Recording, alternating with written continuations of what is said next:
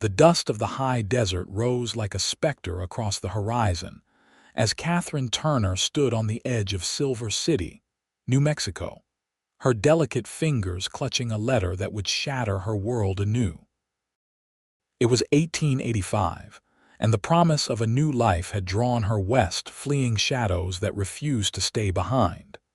The afternoon sun bore down mercilessly, as if determined to expose every secret she'd carried across 1,000 miles of American wilderness. Last stop, Silver City. The stage-coach driver called out, his voice rough from years of shouting over thundering hooves and creaking wood. Catherine stepped down from the coach, her modest carpet bag containing everything she owned in this world. The blue calico bonnet atop her auburn hair, a parting gift from her aunt, was her one indulgence, the only beautiful thing she'd permitted herself. It concealed more than just her face from the blistering sun. It hid the remnants of a past she desperately wanted forgotten. Silver City bustled with the promise of silver fortunes, a relatively young but prosperous mining town where the desert met civilization. Main Street stretched before her, lined with false-fronted buildings, a hotel, general store, saloon, and the scattered enterprises that made up this frontier outpost. "Looking for accommodations, miss?" A portly woman with kind eyes approached. "I'm Mrs. Holloway. I run the boarding house just up the street. Clean rooms, fair prices, no rough business allowed." "Thank you," Catherine replied, her voice soft but steady. "That would be most welcome." As they walked, Catherine kept her eyes downcast, aware of the curious glances cast her way. New faces were always a source of interest in small western towns, particularly unmarried women who arrived alone. "Where do you hail from?" Mrs. Holloway asked, helping Catherine with her bag. "Philadelphia, most recently," Catherine answered, offering no more than necessary. "Well, you'll find Silver City quite different from Philadelphia, that's certain, but there's opportunity here for those willing to work. The miners need services: laundry, cooking, sewing. If you've got skills, you'll find use for them." "I was a schoolteacher," Catherine admitted. "And I can sew quite well." Mrs. Holloway's face brightened. "Is that so? Our schoolteacher, Miss Wilkins, just got married last month. The town council's been searching for a replacement." A flicker of hope sparked in Catherine's chest. Teaching had been her salvation in Philadelphia, a respectable position that had allowed her to support herself after her parents died, until Edward Blackwell had entered her life, offering marriage and stability, only to reveal his true nature behind closed doors. The boarding house was a 2-story wooden structure, simple but well-maintained. Catherine's room was small but clean, with a narrow bed, a washstand, and a window that looked out over the dusty street below. "Rest up," Mrs. Holloway said. "I'll introduce you to Mayor Perkins tomorrow. If you're interested in the teaching position, that is." "I would be most grateful," Catherine replied. Alone in her room, Catherine carefully unpinned her bonnet and placed it on the washstand. She winced as she lifted her arms, the bruises beneath her sleeves still tender. In the small mirror above the washstand, she studied her reflection.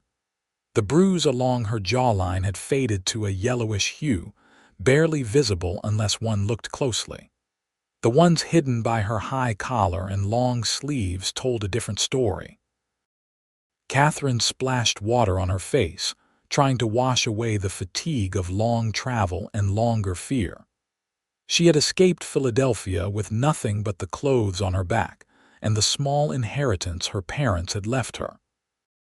Edward would be furious when he discovered she'd fled, but she prayed the vastness of the Western territories would swallow her trail. The next morning, Catherine dressed carefully, securing her bonnet with extra pins to guard against the wind that had picked up overnight. Mrs. Holloway escorted her to the mayor's office, where a balding man with an impressive mustache greeted them cordially. "So you're interested in our teaching position, Miss Turner," Mayor Perkins said, studying her with shrewd eyes. "Yes, sir.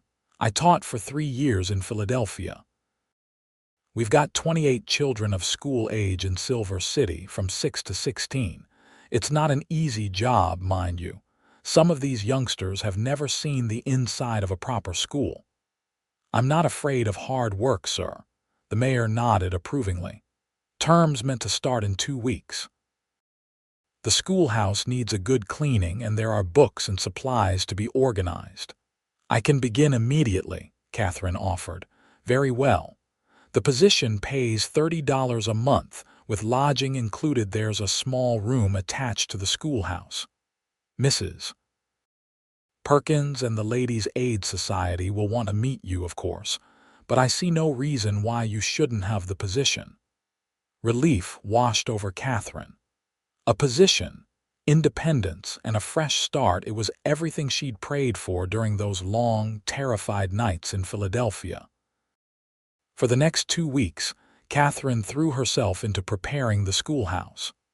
The one-room building sat on the outskirts of town, its red paint faded by the relentless New Mexico sun.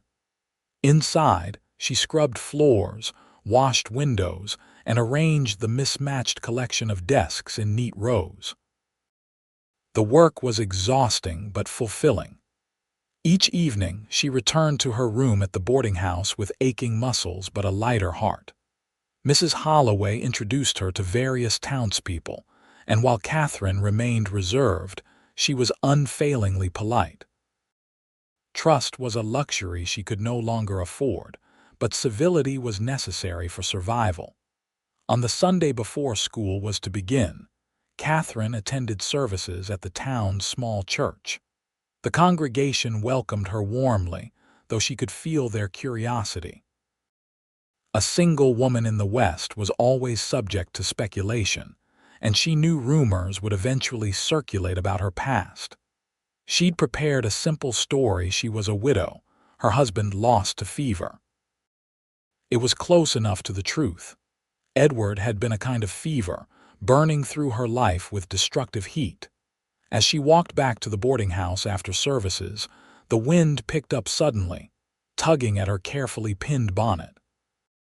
Catherine clutched at it, but a particularly strong gust tore it from her grasp, sending the blue calico sailing down the dusty street. "Oh," she gasped, starting after it.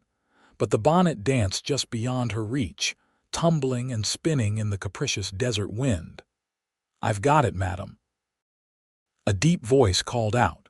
A tall figure on horseback thundered past her, giving chase to the wayward bonnet. The rider leaned down from his saddle with impressive agility, snatching the bonnet from the air just before it would have landed in a water trough. The man wheeled his horse around, a magnificent chestnut stallion, and trotted back to where Catherine stood, one hand still raised in her futile attempt to catch her possession. "Looks like you lost something," he said, dismounting in a fluid motion that spoke of a lifetime in the saddle. Catherine looked up at the stranger. He was tall and lean, with sun-bronzed skin and eyes the color of the sky after a storm.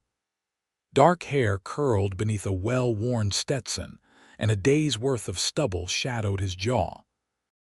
His clothes were dusty from the trail, but even trail dust couldn't disguise the easy confidence with which he moved. "Thank you, sir," Catherine said, reaching for the bonnet.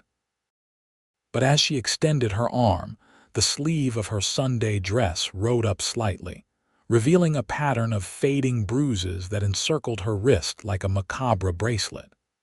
She saw the man's eyes flick to the marks, then quickly back to her face. Catherine snatched the bonnet back, tugging her sleeve down in the same motion. Her heart hammered in her chest as she fumbled to secure the bonnet atop her head, painfully aware of the bruise along her jawline that the wind-blown hair had momentarily exposed. "Much obliged," she murmured, eyes downcast, already turning to hurry away. "Wait," the man said, his voice gentle. "I don't believe we've met. I'm Jackson Yates. Most folks call me Jack." "Miss Turner," she replied stiffly. "Catherine Turner, I'm the new school teacher." "Pleasure to meet you, Miss Turner," he said, touching the brim of his hat. "I've been out with the cattle for a few weeks, just getting back to town." "You're a cowhand?" she asked, despite her resolve to end the conversation quickly. He smiled, revealing a flash of white teeth against his tanned skin. "I own the Double Y Ranch just outside of town." "I see. Well, thank you again for retrieving my bonnet, Mr. Yates, if you'll excuse me." Catherine turned to go, but Jack Yates stepped into her path, not threateningly, but with quiet determination. "Those are some nasty bruises you're hiding, Miss Turner," he said, his voice low enough that only she could hear. Catherine felt the blood drain from her face. "I don't know what you're talking about," she whispered. "I've seen enough injuries to know the difference between accidents and otherwise," he said. "If you need help, I don't," she cut him off sharply. Then, remembering herself, she added more softly, "Thank you for your concern, Mr. Yates, but it's misplaced. Good day." This time he let her go, though she could feel his eyes following her as she hurried back toward the boarding house. Shame and fear coiled in her stomach. She'd been in Silver City barely 2 weeks, and already someone had glimpsed the truth she so desperately wanted to hide. Catherine spent the remainder of the day in her room, alternating between panic and forced calm. Jack Yates had seen her bruises. Would he tell others? Would the town council reconsider her position if they suspected she was running from something? Or someone by evening, she had composed herself enough to join the other boarders for dinner. Mrs. Holloway had prepared a hearty meal of beef stew and biscuits, and the conversation flowed around Catherine as she picked at her food. "You look peaked, Miss Turner," Mrs. Holloway observed. "Are you feeling unwell?" "Just nervous about tomorrow," Catherine lied. "First day with the children." "You'll do splendidly," Mrs. Holloway assured her. "Oh, and Jack Yates stopped by earlier, asked after you, said he'd met you this afternoon." Catherine nearly choked on her water. "Did he? What did he want?" "Just asked if you were settled in town, if you needed anything." "Jack's a good man, one of the finest in these parts. Built that ranch from nothing after the war. Now he's got one of the largest cattle operations in the territory." "I see," Catherine murmured, wondering what Jack Yates's real interest was in her welfare. That night, Catherine slept fitfully, dreams of Edward's rage mingling with images of Jack Yates's penetrating gaze. By dawn, she was exhausted but resolved. She would focus on her teaching, maintain her distance from the perceptive rancher, and eventually the bruises would fade completely. The past could be buried, given enough time and determination. The first day of school passed in a whirlwind of introductions, assessments, and establishing routines. The children of Silver City ranged from the well-mannered offspring of merchants and professionals to rough and tumble ranch children who'd rarely set foot inside a classroom. Catherine found herself challenged but invigorated by the variety. As she dismissed the children at day's end, she noticed a familiar chestnut stallion tied outside, its rider leaning against the schoolhouse wall. "Mr. Yates," she acknowledged coolly as the last of the children scattered. "Miss Turner," he replied, touching his hat brim. "Thought you might like to know I've said nothing to anyone about what I saw yesterday." Relief and suspicion warred within her. "Why are you here, Mr. Yates?" "Figured you might need a friend," he said simply. "Someone who doesn't ask too many questions but might be able to help if help was ever needed." Catherine studied him, searching for ulterior motives in his frank gaze. "I appreciate your discretion, but I assure you, I have no need of assistance." Jack nodded, accepting her words at face value even though his eyes suggested he didn't believe them. "Fair enough. But my offer stands. The Double Y is about 5 miles west of town, if you ever find yourself in need." With that, He mounted his horse and rode away, leaving Catherine to wonder about the strange encounter. Men, in her experience, didn't offer help without expecting something in return.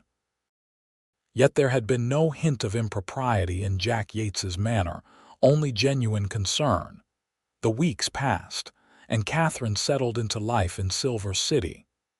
The bruises faded completely, and with them, some of her fear. She saw Jack Yates occasionally in town, and they exchanged polite greetings, but he never again mentioned what he'd seen that windy Sunday afternoon. October brought cooler temperatures and preparations for the Harvest Festival, an annual event that drew people from throughout the territory. The schoolchildren were to perform recitations and songs, and Catherine worked diligently with them, finding joy in their enthusiasm. The day before the festival, Catherine was supervising her students as they decorated the town square when a stranger rode into Silver City. He was expensively dressed, his horse a fine black gelding that spoke of wealth and breeding. Something about his bearing sent a chill down Catherine's spine even before she recognized him. Edward Blackwell had found her. Catherine froze, her hands clutching a paper garland so tightly that it tore. Her students looked at her curiously, but she couldn't speak, couldn't move. Edward hadn't seen her yet. He was consulting with someone outside the hotel. "Children," she finally managed, her voice barely above a whisper, "please continue with the decorations. I need to speak with Mayor Perkins." Catherine slipped away, her legs trembling so badly she could scarcely walk. But instead of heading for the mayor's office, she ducked behind the general store, heart pounding wildly. How had Edward found her? What would he do now? The questions whirled in her mind like leaves in a storm. "Miss Turner, are you ill?" Catherine nearly screamed at the sound of Jack Yates's voice behind her. She whirled around, eyes wide with terror. "What's wrong?" Jack asked, alarm replacing curiosity as he took in her pallor. "Nothing," she gasped. "I'm fine." "You look like you've seen a ghost," Jack countered, stepping closer. "Tell me what's frightened you." Perhaps it was the genuine concern in his eyes, or perhaps it was simple desperation, but Catherine found herself trusting him despite her better judgment. "There's a man," she whispered. "Just arrived in town. I can't let him find me." Jack's expression hardened. "The man who gave you those bruises," Catherine nodded, unable to speak past the knot of fear in her throat. "Come with me," Jack said, taking her elbow gently. "My horse is just around the corner. I'll take you to the ranch until we figure this out. But the children, I'll send word to Mayor Perkins that you've taken ill suddenly. Mrs. Peterson can watch the children for the afternoon. Come on, we need to move quickly." The decision was made in an instant. Catherine allowed Jack to lead her to his horse, and before she could reconsider, they were riding out of town, the chestnut stallion carrying them swiftly away from Silver City and Edward Blackwell. The Double Y Ranch spread across a broad valley, sheltered by rugged hills that provided natural protection from the elements. The main house was a substantial two-story structure built of timber and local stone, with wide verandas that caught the evening breezes. Outbuildings, corrals, and bunkhouses spoke of a thriving operation. "My foreman's wife, Mrs. Jimenez, will get you settled," Jack said as they dismounted. "I need to head back to town, find out who this man is and what he wants." "No," Catherine grabbed his arm, panic rising anew. "He's dangerous, Jack, and clever if he suspects you're helping me." "I can handle myself," Jack assured her. "And I need to know what we're dealing with. Stay here, rest. You're safe at the Double Y, Mrs. Jimenez was a kind-faced woman who asked no questions as she showed Catherine to a guest room and brought her a cup of strong tea. Catherine sat by the window, watching as Jack rode back toward town, a sense of dread settling over her like a shroud. Hours passed, the afternoon sun sliding toward the western horizon, painting the landscape in golds and ambers. Catherine paced, unable to rest, wondering what was happening in Silver City. Had Edward inquired about her? Had Jack confronted him? Just as the sun was setting, she heard hoofbeats approaching. She rushed to the window, relief flooding through her as she recognized Jack's tall figure on his chestnut stallion. But as he drew closer, she saw he wasn't alone. Another rider accompanied him, a woman with silver-streaked dark hair. Catherine hurried downstairs, meeting Jack and his companion on the veranda. "Catherine," Jack said, his expression grim, "this is Judge Martha Winters from Deeming. I think you need to speak with her." Judge Winters extended a hand, her grip firm and reassuring. "Miss Turner, Mr. Yates has told me some troubling things, though he's been admirably discreet about the details. Perhaps we could talk inside." In the ranch house's comfortable study, Catherine found herself telling her story, the full, unvarnished truth for the first time. She spoke of meeting Edward Blackwell in Philadelphia, of his courtship and proposal, and of the shocking transformation that occurred after their engagement. "The first time he struck me," she said, her voice steady despite the painful memories, "it was because I'd spoken to a male shopkeeper without Edward present.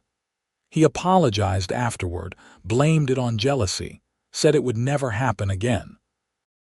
Judge Winters nodded, her eyes compassionate but unsurprised. "But it did happen again." "Yes, with increasing frequency and severity. He was careful, though. The bruises were always where they couldn't be seen when I was properly dressed, and he made certain I had nowhere to turn. My parents were dead, my few friends subtly alienated." "How did you escape?" Jack asked, his voice tight with barely controlled anger. "My aunt died, leaving me a small inheritance. Edward didn't know about it. I waited until he was away on business, withdrew the money, and took the first train west." Catherine's hands trembled as she continued. "I never thought he'd follow me this far." "The man in town, Edward Blackwell," Judge Winters said, "is telling a different story. He claims you're his wife, that you've had a nervous breakdown and run away. He's shown a marriage certificate to Mayor Perkins." Catherine felt the blood drain from her face. "It's a lie. We were engaged but never married. He must have forged the certificate." "I believe you," Judge Winters said firmly, "but the situation is complicated by the fact that he's now reported you missing, suggesting you might be in danger. There's talk of forming a search party tomorrow. What can we do?" Jack asked, his hand unconsciously moving to cover Catherine's trembling one. Judge Winters studied them thoughtfully. "There's a legal process we can pursue, but it will take time. In the immediate term, I believe the safest course is for Miss Turner to remain here out of sight while I investigate Mr. Blackwell's claims." "He won't leave without me," Catherine whispered. "He'll tear Silver City apart looking for me." "Then we'll need to be one step ahead of him," Judge Winters replied. "Mr. Yates, I suggest you return to town tomorrow, act normally. If asked, say you've been at your ranch the whole time, know nothing about Miss Turner's disappearance." "I don't like the idea of lying," Jack began. "It's not a lie," the judge interrupted. "It's a strategic omission while we determine the facts. Miss Turner's safety may depend on it." After Judge Winters departed, promising to return the following day with news, Jack and Catherine sat in uneasy silence. The house had grown quiet. The ranch hands retreated to their bunkhouse for the night. "I'm sorry to have brought this trouble to your door," Catherine finally said. Jack looked at her steadily. "Don't apologize for seeking safety, Catherine. I'm only sorry you've had to endure such treatment." "Why are you helping me?" she asked, the question that had been nagging at her since that first encounter with the wind-blown bonnet. Jack was silent for a long moment. "My sister," he finally said, his voice rough with emotion. She married a man like your Edward Blackwell, a man who seemed charming and refined until the doors were closed. By the time I realized what was happening, it was too late. She died from her injuries.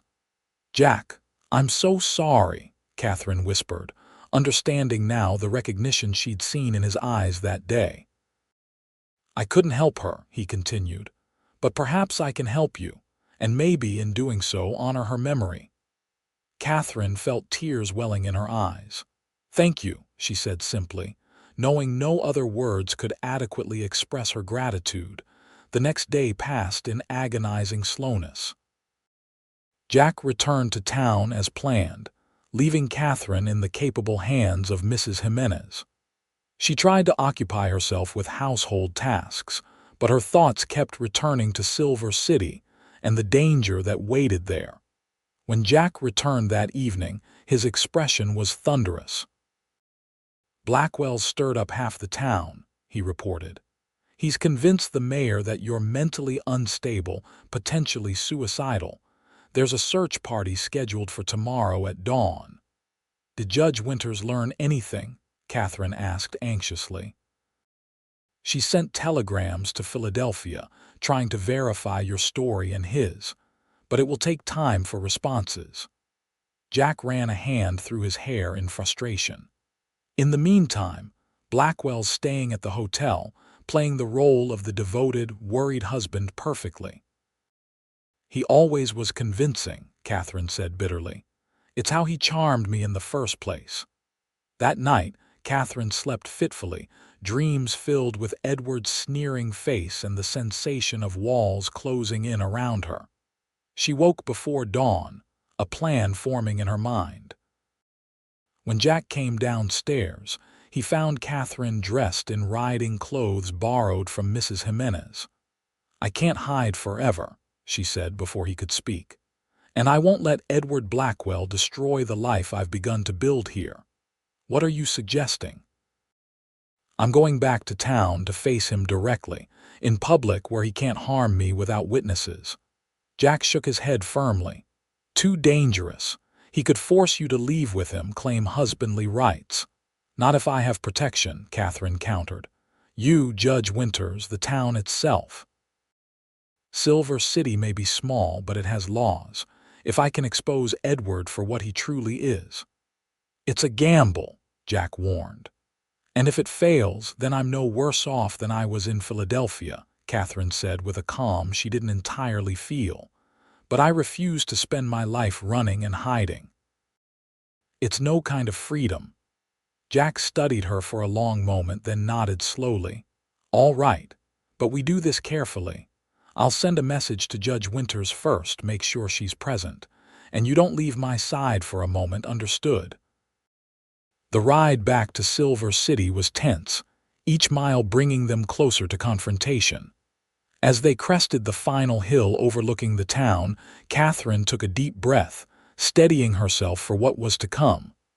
Whatever happens, Jack said quietly, remember you're not alone this time. The words warmed her despite her fear. In the weeks she'd known Jack Yates, he'd shown her a kind of strength she'd forgotten existed, not the brutal dominance Edward wielded, but a steady, protective force that asked nothing in return. They rode directly to the courthouse, where Judge Winters was waiting for them as arranged. The older woman's face was grim but determined. I've received some preliminary information from Philadelphia, she told them. Enough to cast serious doubt on Mr. Blackwell's claims. But he's a powerful man with influential connections. This won't be easy. I understand, Catherine said, but I'm ready. The three of them walked to the town square where the search party was gathering. Catherine could see Mayor Perkins, Sheriff Davis, and various townspeople assembling with lanterns and maps. And there, in the center of it all, was Edward Blackwell, impeccably dressed as always, his handsome face a mask of concern. Catherine felt her steps falter as Edward's cold eyes locked on her. Jack's hand at her elbow steadied her. Remember, he murmured, you're not the one who should be ashamed. Catherine lifted her chin and walked forward, aware of the stunned silence that fell over the gathering as people recognized her. "Catherine!" Edward exclaimed, moving toward her with outstretched arms. "Thank God you're safe. I've been out of my mind with worry." She stopped just beyond his reach. "Hello, Edward," she said, her voice remarkably steady. "I believe you've been looking for me." Edward's eyes narrowed slightly at her tone, then shifted to Jack standing protectively at her side. "Who is this man? Has he been holding you against your will?" "Sheriff, I demand you arrest." "No one is being arrested," Judge Winters interrupted, stepping forward. "Mr. Blackwell, I'm Judge Martha Winters from the Territorial Court. I understand you claim Miss Turner is your wife." "She most certainly is," Edward replied smoothly. "Catherine has been unwell for some time. The stress of her parents' deaths, you understand. The doctors in Philadelphia recommended a change of climate, but I never imagined she would run off alone. Her condition clearly impairs her judgment." "There's nothing wrong with my judgment, Edward," Catherine said clearly. "And I am not your wife. We were engaged, yes, but there was no marriage." Edward's face hardened, though his voice remained solicitous. "You see what I mean about her confusion." "Catherine, darling, we were married in April at St. Stephen's Church. Don't you remember? You wore your mother's lace veil." Catherine turned to the assembled townspeople, many of whom she'd come to know over the past months. "I know what this looks like," she said. "A woman's word against a man's. But I ask you to consider what you know of me. Have I seemed confused or unstable in my time here? Have I been anything but reliable in my duties as your children's teacher?" Several people shook their heads, murmuring among themselves. Mayor Perkins looked uncomfortable, caught between the impressive stranger and the woman who had earned the town's respect. "Miss Turner or Mrs. Blackwell, as the case may be," Sheriff Davis said cautiously. "This is a delicate situation. Perhaps it would be best if you and your husband discussed this privately." "That's exactly what he wants," Catherine replied, her voice rising slightly. "Privacy, so there are no witnesses when he does this." In a deliberate motion, Catherine unbuttoned the high collar of her blouse and pushed up her sleeves, revealing the now healed but still faintly visible marks of Edward's brutality. A collective gasp rose from the onlookers. Edward's face darkened with rage before he quickly composed himself. "Catherine has been prone to accidents," he said smoothly. "Her nervous condition makes her quite clumsy at times." "Lying doesn't become you, Edward," Catherine said, newfound strength in her voice. "These were no accidents, as you well know. And I have never been your wife, despite what forged documents you may produce." Judge Winters stepped forward again.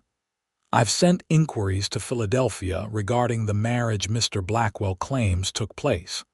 Interestingly, St. Stephen's Church has no record of performing such a ceremony. And the officiating minister named on the certificate died 2 years ago." Edward's facade began to crack. "This is outrageous. You have no authority to investigate my personal affairs." "On the contrary," Judge Winters replied calmly. "When allegations of fraud and potential assault are raised, it's precisely my authority to investigate. Sheriff Davis, I believe we should continue this discussion at your office." Edward's eyes darted around, calculating. For a moment, Catherine thought he might try to flee, but Jack had positioned himself strategically to block any escape route. "This isn't over, Catherine," Edward hissed as Sheriff Davis approached to escort him away. "You think you've won, but you're nothing without me. Nothing." Catherine watched as Edward was led toward the sheriff's office, his perfect posture finally beginning to crumble under the weight of his exposure. "You were very brave," Jack said quietly beside her. "I don't feel brave," she admitted, suddenly exhausted. "I feel empty. As if everything inside me has been poured out." The townsfolk approached cautiously, led by Mrs. Holloway and Mayor Perkins. Their faces reflected shock, confusion, and dawning comprehension. "Miss Turner," Mayor Perkins began awkwardly, "I owe you an apology. I should have questioned that man's story more thoroughly." "You had no reason to doubt him," Catherine said wearily. "Edward Blackwell has made a life's work of appearing respectable." "Well, we know the truth now," Mrs. Holloway said firmly, putting a motherly arm around Catherine's shoulders. "And you can be sure that man won't be welcome in Silver City again." Over the next few days, the full story emerged. Judge Winters's inquiries revealed that Edward Blackwell had a history of troubled relationships with women who subsequently disappeared, or, in at least one case, died under suspicious circumstances. There was enough evidence for the territorial authorities to hold him while a more thorough investigation was conducted. Catherine testified before Judge Winters, providing a detailed account of Edward's abuse. It was painful, humiliating at times, but also cathartic. Each truth spoken aloud was a stone removed from the wall Edward had built around her. Through it all, Jack remained steadfastly at her side, offering quiet support without overstepping. Catherine found herself drawing strength from his presence, from the unflinching respect he showed her. When Edward was finally transferred to Philadelphia to face charges there, Catherine felt a weight lift from her shoulders. She returned to her teaching duties, welcomed back by students and parents alike. If there were whispers about her past, they were overshadowed by admiration for her courage. As autumn deepened into winter, Catherine settled back into the rhythm of life in Silver City. The incident with Edward had changed her standing in the community in unexpected ways. Where once she had been merely respected, she was now genuinely admired. Several women had quietly sought her counsel about their own troubled marriages, and Catherine found herself becoming an unlikely advocate for those who suffered in silence. Jack Yates remained a steady presence in her life. He would often ride into town on Saturdays, ostensibly on ranch business, but inevitably finding time to stop by the schoolhouse where Catherine was usually working. Their friendship deepened through these visits, built on shared experiences and mutual respect. One crisp December afternoon, Catherine was just dismissing her students for the day when she heard the familiar sound of Jack's chestnut stallion outside. She smiled involuntarily, a warmth spreading through her that had nothing to do with the pot-bellied stove heating the schoolroom. "Mr. Yates," she greeted him as he entered, removing his hat. "What brings you to town today?" "Christmas is coming," he replied with a smile. "Thought I might pick up some supplies for the ranch celebration. We always host a dinner for the hands and their families." Catherine nodded, gathering papers from her desk. "That sounds lovely. Mrs. Holloway has been baking for days already." Jack shifted slightly, uncharacteristically hesitant. "Actually, I was hoping you might join us at the Double Y for Christmas dinner. All of us would be honored to have you there." The invitation touched Catherine deeply. She'd been preparing herself for a quiet holiday, her first away from Philadelphia. "I'd like that very much," she said softly. Jack's smile widened, reaching his eyes in a way that made Catherine's heart skip a beat. "Good, that's good." They stood in comfortable silence for a moment, the air between them charged with something unspoken yet increasingly undeniable. "I should let you finish your work," Jack finally said, reluctantly moving toward the door. "Actually," Catherine replied, making a sudden decision, "I was just about done here. Perhaps we could walk together. I need to pick up a few things from the general store." Their walk through Silver City was unhurried, their conversation flowing easily between topics both serious and light. As they passed the spot where her bonnet had blown away months ago, the moment that had set everything in motion, Catherine found herself overwhelmed with gratitude. "I never properly thanked you," she said, stopping to face Jack. "For what?" he asked, though his eyes suggested he knew. "For seeing what others didn't, for believing me when you had no reason to." Catherine's voice trembled slightly, "for helping me find my strength again." Jack took her gloved hand in his, a gesture both proper and profoundly intimate. "You always had the strength, Catherine. You just needed to remember it." The touch of his hand, warm even through the leather of her gloves, sent a flutter through Catherine's chest. For so long, she had associated physical contact with fear and pain. But Jack's touch awakened something different, a longing she'd thought Edward had killed forever. "Jack," she whispered, hardly aware she'd spoken aloud. His eyes darkened, and for a breathless moment, Catherine thought he might kiss her. Instead, he gently squeezed her hand before releasing it. "We should continue to the store," he said, his voice rougher than usual. "It'll be dark soon." Christmas at the Double Y Ranch exceeded all of Catherine's expectations. The main house was decorated with pine boughs and red ribbons, the air fragrant with roasting meat and baking pies. Ranch hands and their families filled the rooms with laughter and conversation, a vibrant community that welcomed Catherine without reservation. Jack was a different man here, in his element, confident, relaxed, and genuinely happy as he moved among his people, ensuring everyone's comfort.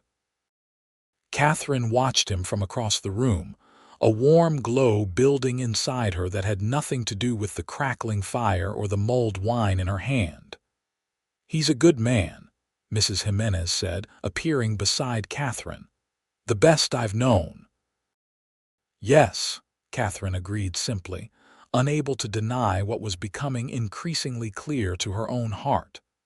"And he looks at you the way my Gabriel looked at me, 40 years ago," the older woman added with a knowing smile. "Like you're the sunrise after the longest night." Catherine blushed, not knowing how to respond. Her feelings for Jack had grown steadily over the months, evolving from gratitude to friendship to something far deeper. But she'd kept them carefully contained, uncertain if she was ready for such emotions, unsure if they were even welcome. After dinner, as the celebration continued around them, Jack drew Catherine aside, leading her to the relative quiet of the veranda. The winter night was clear and cold, stars scattered like diamonds across the velvet sky. "I have something for you," Jack said, producing a small package wrapped in brown paper and tied with string. "Jack, you didn't need to." "I wanted to," he interrupted gently. Catherine carefully unwrapped the package to reveal a small leather-bound book. Opening it, she discovered it was a journal, its pages blank and waiting. "I thought," Jack said hesitantly, "that perhaps you might want to write your own story. Not the one Edward tried to write for you, but your true story, the one that's still unfolding."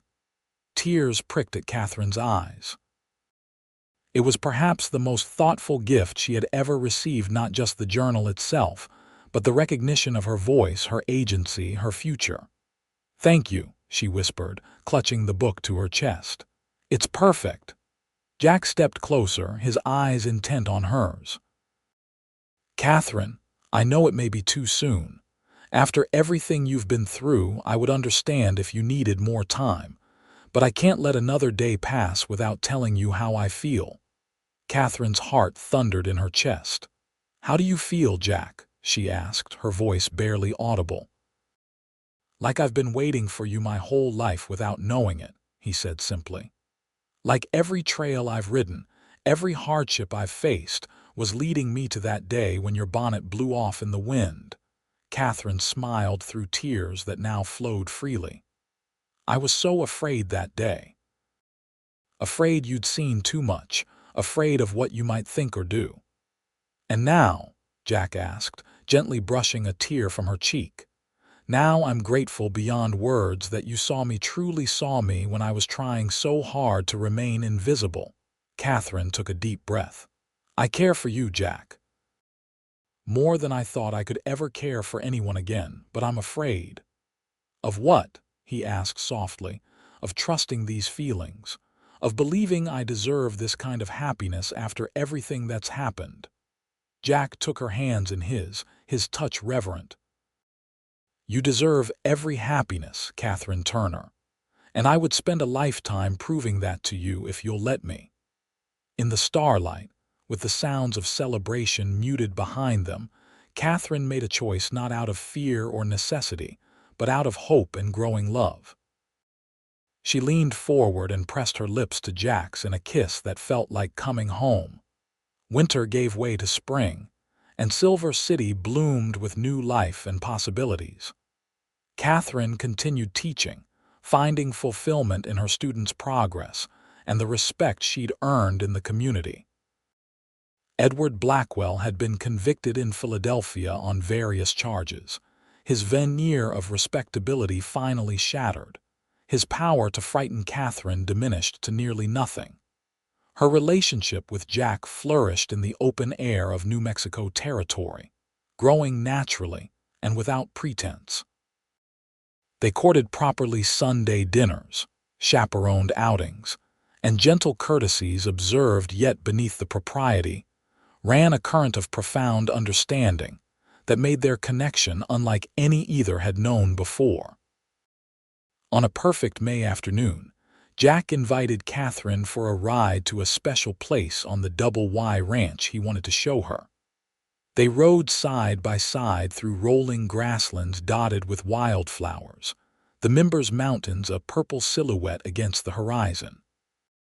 "It's just ahead," Jack said as they approached a gentle rise. "Wait until you see the view." They crested the hill and Catherine gasped. Below them stretched a secluded valley, sheltered by rocky outcroppings and blessed with a clear stream that meandered through lush grass. Cottonwoods and willows created a natural haven, their fresh green leaves dancing in the breeze. "It's beautiful," Catherine breathed as they dismounted. "This is my favorite place on the whole ranch," Jack said, leading her to a flat boulder overlooking the valley. "I come here to think, to remember what matters." They sat side by side, the warm spring sun on their faces, the scent of sage and new grass surrounding them. Catherine felt a perfect contentment settle over her, a peace she had once thought forever beyond her reach. "I've been thinking a lot about the future lately," Jack said, breaking the comfortable silence. "About what I want for the ranch, for myself, for us, if that's not presuming too much." Catherine's heart quickened. "It's not presuming," she assured him. Jack turned to face her fully, taking her hands in his. "Catherine Turner, I love you, not despite what you've survived, but including it because it's part of what made you the remarkable woman you are today. I want to build a life with you if you'll have me." Tears of joy sprang to Catherine's eyes. "I love you too, Jack. You helped me find myself again when I was lost in darkness. You saw strength in me when I could only see weakness." Jack reached into his pocket and withdrew a small ring, a simple gold band set with a single pearl. "This was my mother's," he said. "She was a strong woman too, came west with my father when this was still wild country. Will you wear it, Catherine? Will you marry me?" Catherine looked from the ring to Jack's face, seeing there all the love and respect she had once thought impossible to find. "Yes," she whispered, then more strongly. "Yes, I will marry you, Jackson Yates." Jack slipped the ring onto her finger, then sealed their engagement with a kiss that promised a future bright with possibility. They were married in the Silver City Church on a perfect June morning, the building overflowing with townspeople, ranch hands, and students. Judge Martha Winters returned specially for the ceremony, having become a dear friend to both Catherine and Jack in the months since Edward's exposure. Catherine wore a gown of ivory silk with delicate lace trim, and atop her carefully arranged hair sat the blue calico bonnet that had started everything refurbished by Mrs. Holloway for the occasion, secured with special pins that glinted in the sunlight streaming through the church windows. Something old, something new, something borrowed, something blue, Mrs. Holloway had said with a wink as she helped Catherine dress. Though that bonnet has been more than just something blue to you, hasn't it, dear? Catherine had smiled, touching the bonnet gently. It's brought me more luck than I ever could have imagined. Now, standing before the minister with Jack's strong hand holding hers, Catherine felt the final shadows of her past recede. When they exchanged vows, her voice was clear and confident, matching Jack's steady tone. The gold band that joined the pearl engagement ring on her finger felt not like a shackle but like a promise of equality, of respect, of enduring love. The celebration afterward at the Double Y Ranch lasted well into the night, with music, dancing, and enough food to feed half the territory. As evening fell, lanterns were lit around the yard, casting a golden glow over the festivities. Catherine and Jack moved among their guests, accepting congratulations and well wishes, their happiness a tangible thing that seemed to radiate outward, touching everyone around them. Mrs. Yates, Jack murmured as they took a moment alone near the edge of the celebration. How does it sound to you? Like the beginning of the most wonderful story, Catherine replied, reaching up to touch his face. One I can't wait to live. The years that followed proved her right. Catherine and Jack built a life together that honored both their strengths, a partnership in every sense.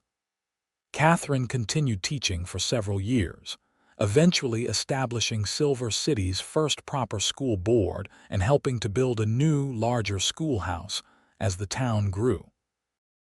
When their first child, a son they named Thomas, arrived in 1887, Catherine reluctantly gave up formal teaching, but found new ways to contribute to education in the territory. She established a lending library at the ranch, open to all the families who worked there and any townsfolk who made the journey. Later, she wrote articles for territorial newspapers on educational methods and the importance of schooling for girls, earning a reputation as a thoughtful advocate for educational reform. Jack expanded the Double Y Ranch, introducing better breeding stock and modern ranching methods that increased productivity while treating the land with respect. But his greatest pride remained his family. After Thomas came Julia in 1889 and Robert in 1892, each child bringing new joy to the household. On their 10th wedding anniversary, Jack surprised Catherine with a special gift, a small cottage built in the secluded valley he had shown her the day of their engagement. Your own space, he explained as he led her inside the cozy structure. For writing, for thinking, for whatever you need. The cottage had a writing desk positioned to capture the perfect view of the valley, bookshelves already filled with volumes Catherine loved, and a comfortable settee where she could read or simply watch the changing seasons paint the landscape in ever-shifting colors. It's perfect, Catherine said, deeply moved by his understanding of her need for occasional solitude, not from unhappiness, but from the habits of a mind that sometimes required quiet to flourish. It was in this cottage that Catherine finally began to fill the journal Jack had given her that long-ago Christmas. What had started as personal reflection gradually evolved into a manuscript, the story of a woman who fled abuse and found not just safety but a new identity in the untamed West. When Catherine finally showed the completed manuscript to Jack, his response was immediate and emphatic. This needs to be published, he said. There are women all over this country who need to read your words to know they are not alone. With Jack's encouragement, Catherine submitted her manuscript to several publishing houses. In 1897, 12 years after she had first arrived in Silver City with bruises hidden beneath her high collar, Catherine Turner Yates became a published author. Her book, Beyond the Shadows, was initially met with some controversy. Its frank discussion of domestic violence challenged polite society's conspiracy of silence, but it found a ready audience among women hungry for truth. Letters began arriving at the Double Y from across the country, women thanking Catherine for giving voice to their experiences, for showing that escape and healing were possible. Each letter reinforced Catherine's belief that speaking the truth, however painful, was necessary for change. As the century turned, bringing with it new technologies and evolving social attitudes, Catherine and Jack adapted while remaining true to their core values. They sent their children east for higher education, but made certain they returned with a love for the land and the people who worked it. The Double Y Ranch became known throughout the territory not just for its fine cattle, but for its progressive practices and the deep loyalty of those who worked there. In 1910, for their 25th wedding anniversary, Jack and Catherine's children and grandchildren gathered at the ranch for a celebration that lasted 3 days. Surrounded by the family they had created and the community they had helped build, they reflected on the unlikely journey that had brought them together. "Do you ever think about that day?" Catherine asked as they sat on the veranda, watching the sunset paint the desert in gold and crimson. "When my bonnet blew off in the wind," Jack smiled, the lines around his eyes deepening. At 55, his dark hair was threaded with silver, but his eyes were as clear and keen as ever. "Only about once a day," he teased gently. "Sometimes twice." Catherine laughed, leaning against his shoulder. At 50, she had her own silver strands among the auburn, and the years of southwestern sun had left their mark on her fair skin.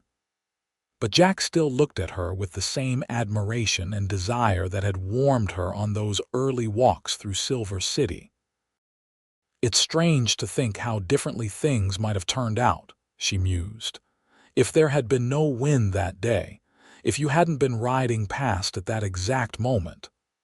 "I believe we would have found each other anyway," Jack said with quiet certainty.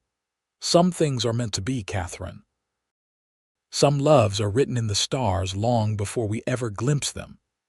Catherine closed her eyes, savoring the moment, storing it away like a treasure.